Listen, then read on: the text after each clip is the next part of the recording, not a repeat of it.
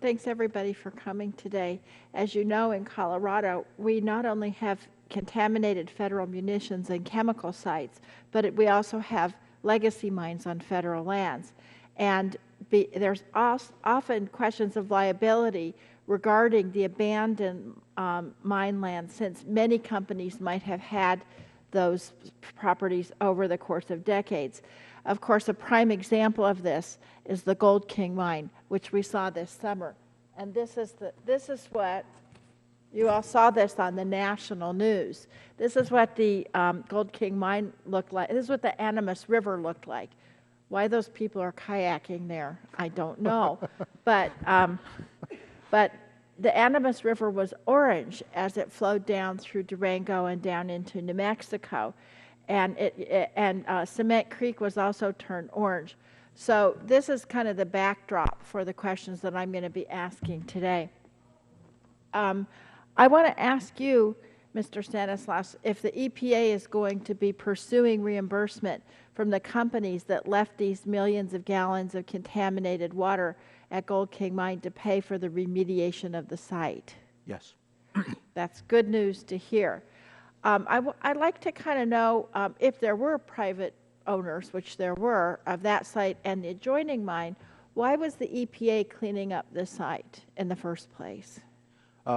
Because there was the risk identified by the state of Colorado and the stakeholders that the state of Colorado and stakeholders identified that risk to be addressed immediately.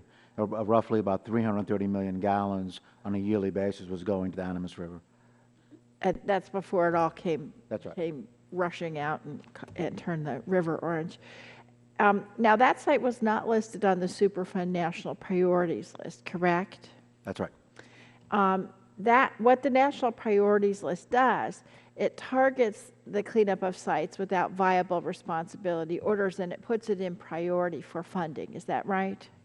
That's correct. I mean, it identifies those sites that have the most risk in the country.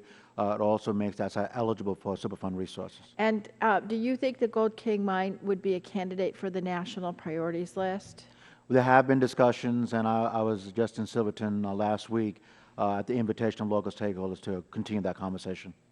So the decision has not yet been made? No, we're continuing to have those conversations. When do you think you'll make that decision? Well, again, we're engaged in that conversation. There's also kind of a technical evaluation of data. So we're in the process of evaluating that right now. So would that be like 6 months, 12 months? I will get back to you on the time frame. That would be really fabulous. And what would be even better is if we had a very short time frame to get that on the list. You know, there's thousands and thousands of mines, as all of you have said, that are similar to the Gold King mine across the West.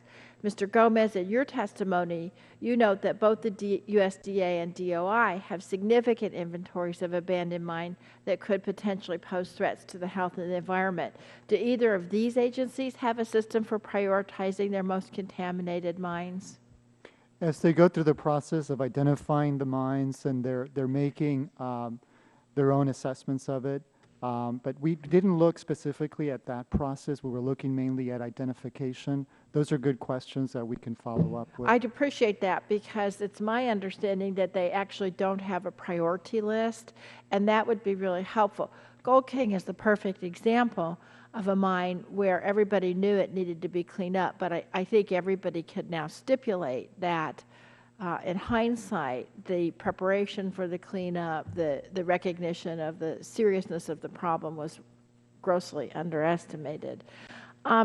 Now, based on GAO's analysis of contaminated sites on USDA and DOI properties, do each of the agencies have sufficient environmental expertise of their own to plan and oversee cleanup of the sites? So for those cases that do end up in the National Priorities List, EPA does oversee those sites. Right. And so EPA does provide that expertise. To USDA and DOI? Do they have that expertise? Right. Again, that's something that we weren't looking at the workforce of the agencies to see if they have the expertise or not.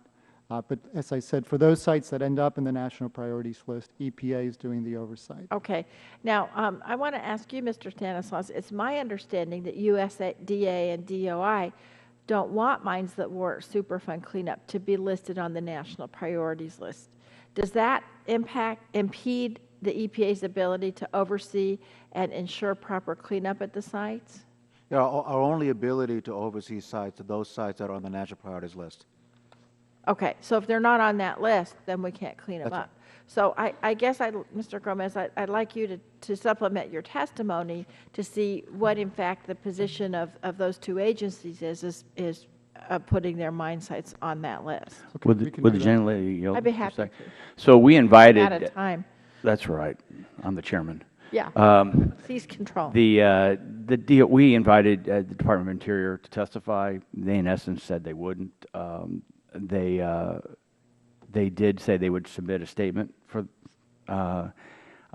They only sent it when we reminded them that they said they would send a statement. So maybe some follow up on the Department of that's a- Interior might be appropriate. Yeah, Mr. Chairman, I think that's a great idea, because if you can't list these on the list, then the agency with the expertise to clean it up won't be able to do it. Thank you. And Thank maybe you. they'll reconsider coming back next time we ask them. So thank you.